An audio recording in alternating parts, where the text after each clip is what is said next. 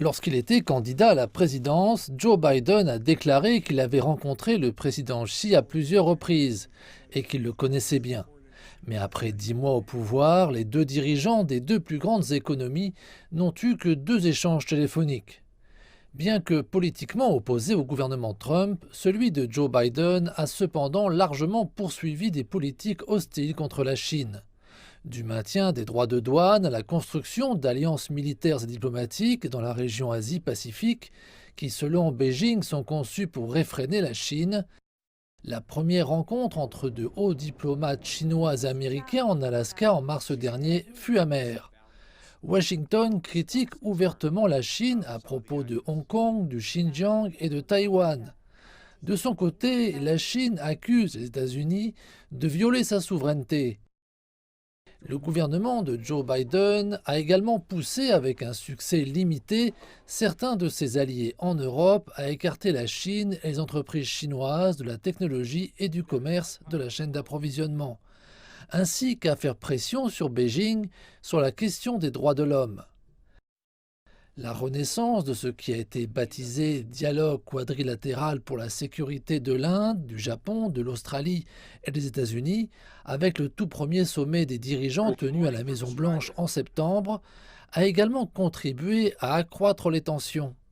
D'ailleurs, le même mois, le cadre de la nouvelle alliance militaire avec l'Australie et le Royaume-Uni, connu sous le nom d'AUKUS, prévoit de livrer des sous-marins nucléaires à Canberra et de coopérer sur la technologie militaire.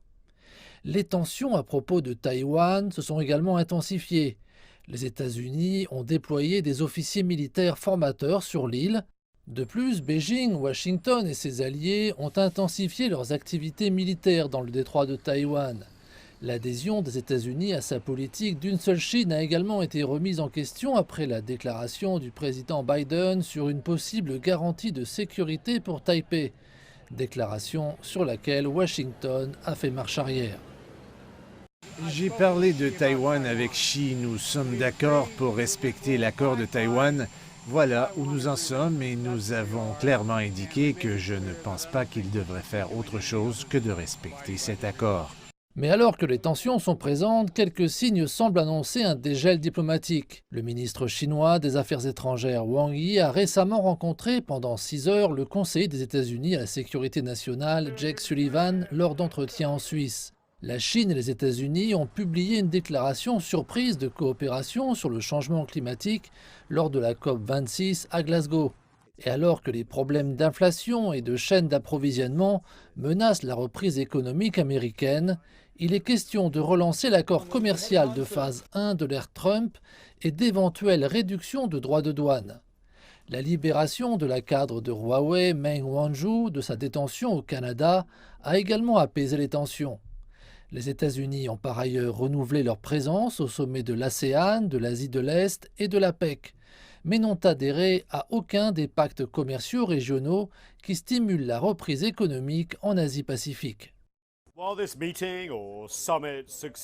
Bien que le succès de ce sommet soit loin d'être garanti, cette rencontre intervient à un moment potentiellement propice au sommet sur le climat, la reprise économique en Asie et bien sûr le 6e plénum du 19e comité central du Parti communiste chinois, qui a tracé le développement futur de la Chine.